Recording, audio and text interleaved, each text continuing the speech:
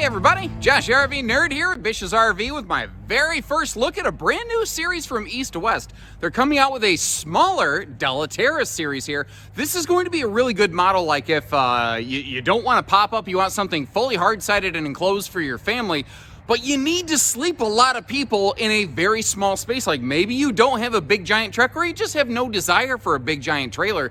That's where this one's going to come in. Now, it is very similar to some floor plans out there, originally designed by, say, Wildwood and Salem. Ember has a version of it. I mean, there's everything from basic to beautiful, from economy to excitement versions of this floor plan. So where does this one fall in? This falls into the more economy, the more basic segment. But they did some things very well here. Actually, for a company who's never built single-axle campers like this before, overall, I think they did very well. It's not without a couple of flaws, a couple which are really beg some serious consideration, and that's the kind of information you're gonna get in this video, sharing you the good with the bad. So what are some kind of unique qualities on this one? First of all, you've got that like front corner kind of easy Murphy bed that goes away during the day. So this gives you the living space of a Super Slide in a much, much smaller trailer. You've got the double bunks, and the way that they came up with windows and ventilation there is kind of crafty, and I'm sort of here for it. But the RV is also a full 8 foot wide. Anybody else I've ever seen build this floor plan always builds it in a narrow body single axle. This is the first full body I've seen where it's a full 8 foot wide, it's a full 6.5 foot tall inside. They also have the deepest slide out of anybody making this floor plan. So if what you're looking for is the smallest towing length with maximum sleeping and still giving you some decent living space, this is a hard thing to find. That being said, it's got a couple potentially critical points of concern that might disqualify it for you. And if you appreciate the fair way that we share you these things, make sure you hit that subscribe button and like our video, and let's get in there and see what she does have to offer. So if you were shopping, or if you just stepped inside your camper and you happen to own this camper, and when you walk in the door and you look to the left, this is kind of what you're greeted with right here.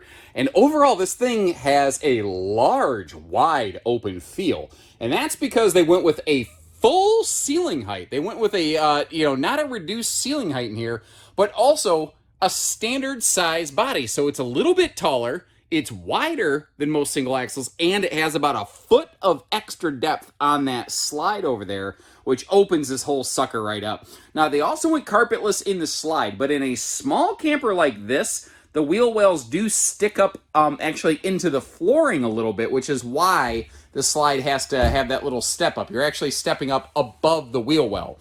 Now, I'm gonna, take a seat at like the little Murphy sofa over here, and this is kind of what you're looking at. Up there on the upper right, that's where our TV hookups would be located, and it's not the world's most glorious entertainment center, but it's a tiny little camper. I don't know what else you would really want from it, essentially. I don't think a lot of people are actually buying this RV, to go TV watching. And you notice how I could clearly, nicely walk right under that air conditioner and everything. The kitchen over here, this is one of those areas where it's got a couple pluses, a couple minuses. I want to give you just kind of a nice little glance at it here. One of the things that I noticed, they went with that smaller profile 2-burner stovetop, which gives it the Steve the Smiley Face kind of stovetop. Steve the Stovetop over here. You see it, right? He looks a little bit like a Lego guy. His jaw's a little kitty wampus, but you get the idea. Then they went with a single basin sink, but what that creates is some really good prep space per capita, considering the fact that this is a small camper. And I'm kind of curious, what do you think about the execution of this? Is this good, bad? Should the stove be over by the refrigerator wall? Is the sink in the wrong spot? Is the sink the wrong type? Or did they nail it? Let me know that kind of input here.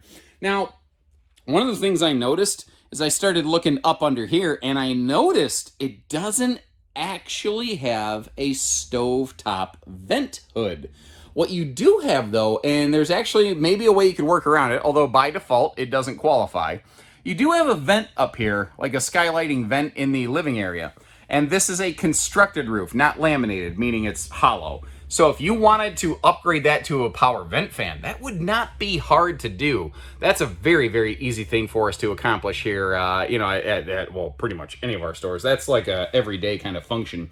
Now, a little interesting detail over here on the dinette. I want to get you actually under the table, and you might notice how the table legs are not centered on that tabletop. That's not an accident. They didn't screw that up. Very similar to what Apex does in a lot of models. By the fact that they had a deeper slide out, they were able to kind of finagle a pretend U dinette over here. Legroom might get a little tight, so kind of keep that in mind. But if you are stuck inside on a rainy day, you can actually, you can really pile people around. Or you can take the tabletop out and just use that like a rear lounge or something like that. Or you can flip the table the other way so that the tabletop is basically going to smush right up against that cushion right there. And you just have a traditional two-bench dinette. So it's kind of a convertible dinette, if you will.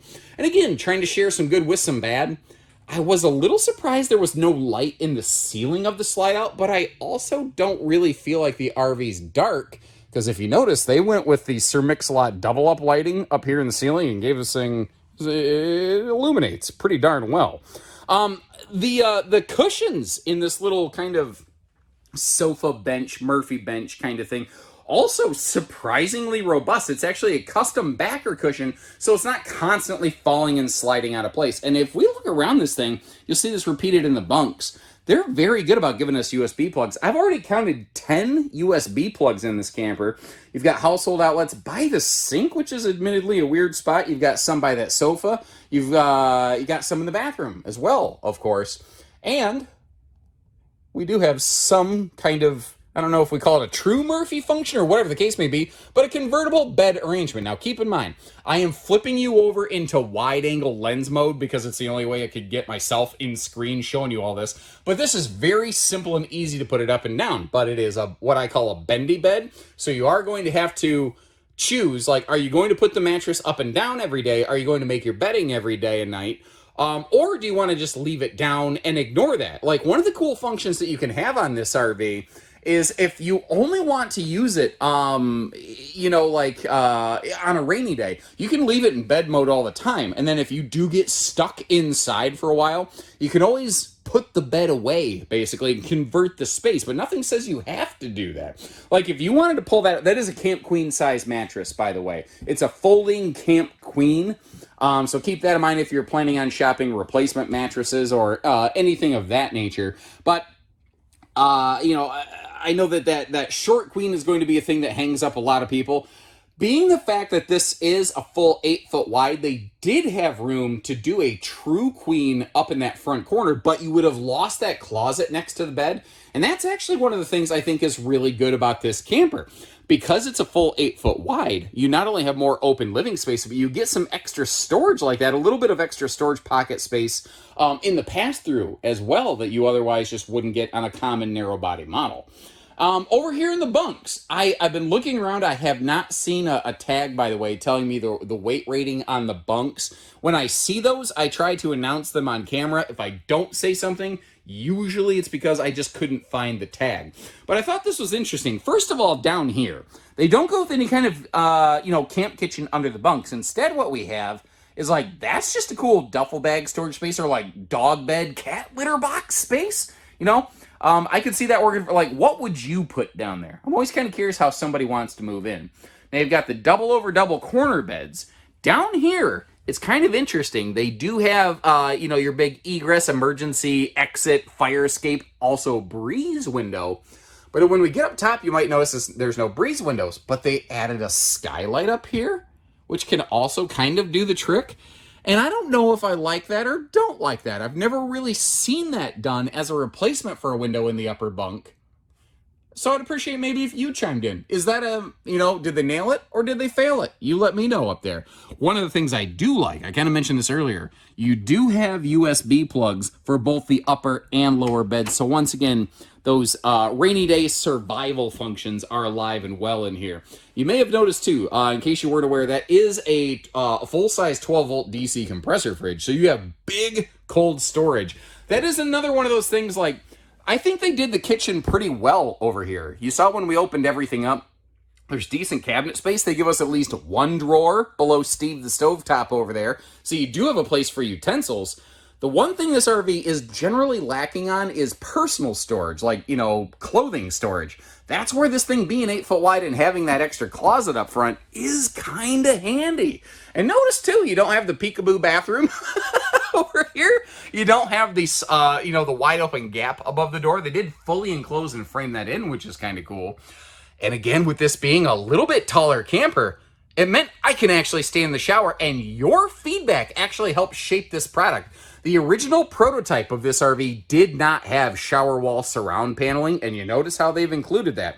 Now, I do apologize. I was walking outside before I stepped in this, and to get you my shower selfie, unfortunately I got my dirty boots in the shower. I'm going to double back after this and get that cleaned out. Now, the toilet space for elbow, hip, and shoulder room is awesome. My long legs fit in here. I didn't have extra room, but I had enough room, but it's because they gave us a full bathroom. You have a full bathroom sink, some countertop space, a full medicine cabinet, some key little details like that very often are missing on a little camper like this. So overall, like I said, I feel there's some areas that they've really executed well. I think there's a couple things that may not necessarily work for everybody. And in the meantime, we're going to close her up and see how she handles for traveling. And now when we close the slide up here for road mode, even though this is a bigger, deeper slide out than anyone I've ever seen make this floor plan use, remember, it's also a full 8 foot wide body, so walking through the RV is absolutely not a problem.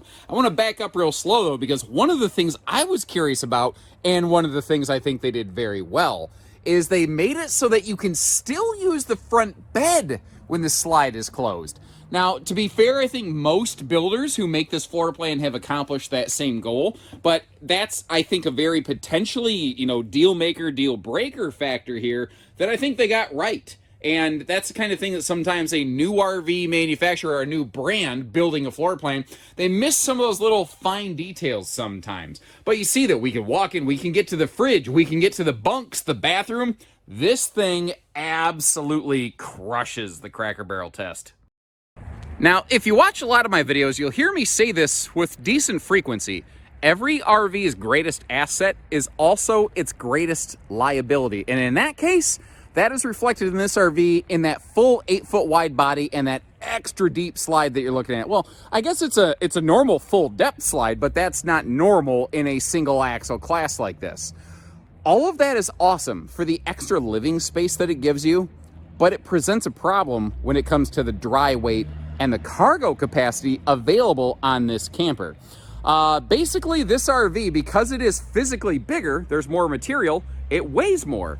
And as a result, when you start comparing this and looking at some stats, this has a concerning cargo carrying capacity. And I hope you appreciate, again, like that could be like, somebody might have been like, man, you had me until then. And when I looked at the fact that I couldn't load a ton of cargo into this, that was almost like a deal breaker for me. I go out of my way to point stuff like that out so you can make the best, most educated purchase decision possible with your very hard-earned money. And if you respect that, even if that means this is not the right trailer for you, at least like this video. Leave me a little note that says, hey, thanks, man, something like that, and in the meantime, we'll keep on keeping on. Now, just like the bigger Delaterras, you've got a 67% thicker aluminum nose sweep up there. So, what Stone Guard is down below. You pretty much, I think organically, you understand why that diamond plate Stone Guard is down there. The entire nose of this thing is essentially like that, It's a big, extra thick stone blocker, for lack of a better way to say it.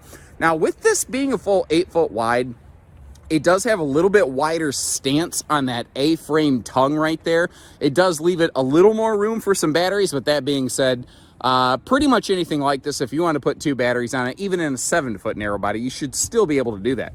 But some good qualities. There's a couple key crafty little things that they did very well here.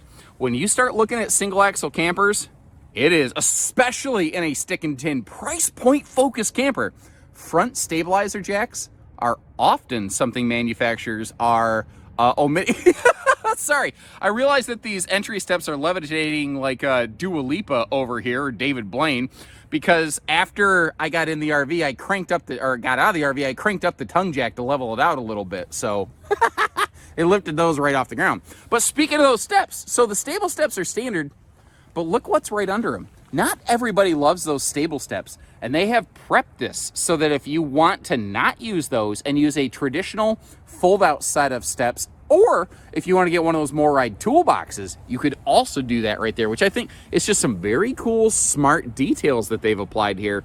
You don't normally see in this category. Now, with that kind of quick, corner Murphy bed, they did have to eat into that otherwise massive front storage compartment a little bit, but considering the fact that there's still those extra large side saddle kind of storage spots right there, and the fact that, you do still have that full front nose cavity for like fishing poles or pool noodles or whatever the case may be, I think it's not bad. I really respect, too, they made an effort to put as big of an awning on this as they possibly could have, because that's the thing. This camper, pardon me, at the time of this recording, I'm still on the recovering end of a nasty sinus infection, and I'm much, much better now. But if I sound a little extra nasally, if I get choked up a little bit sometimes, that's I'm still sort of dealing with that. But this is a function first, fashion second kind of camper. Like, you have a full hot, cold outside utility shower. You have the propane cooker hooker coming off the side. You got the big awning with the lighting. And they did prep this for one of those telescopic removable ladders. Very few single axle campers have any allowance, whether it's a telescopic prep mount or anything. Very few of them have any sort of allowance to get you up onto that fully walkable roof. It doesn't come with the ladder. That's an available accessory that you could pick up, but the fact is they have at least prepped it and made it so you want to do that. Or if you notice, they even made it so you could throw some shade on your slide over here. You can add some slide awnings. It's all nice and prepped to be able to slap on those LCI slide awnings quick and easy. So when this video began, I mentioned that this is similar to some other things out there. I'm going to dig through my archives. Let's see, Jayco, Salem, Wildwood, Ember, Catalina, offhand, I know all make some versions of something like this. I'm going to leave you links to anything I can find that I've done videos on with a floor plan like this one. I'd appreciate if you check out one or two of those. Let me know which one you like the best and why. Remember, this one's, one of its major calling cards is going to be the fact that it's going to be very price aggressive, very budget friendly. Now, the thing is, the price of this RV can vary greatly depending on how far it has to ship to our different stores across the country. So as always, I'll leave you a link in the video description where you can always see how much it's running as close to your front door as possible, so you can always get current and accurate pricing one click away. No need to call, whether you're curious or whether you're serious. If you appreciate that and all the other things we've done for you today, hit that subscribe button if you're new with us, like our video, and until next time, take care, stay safe, have fun, and happy camping, everyone.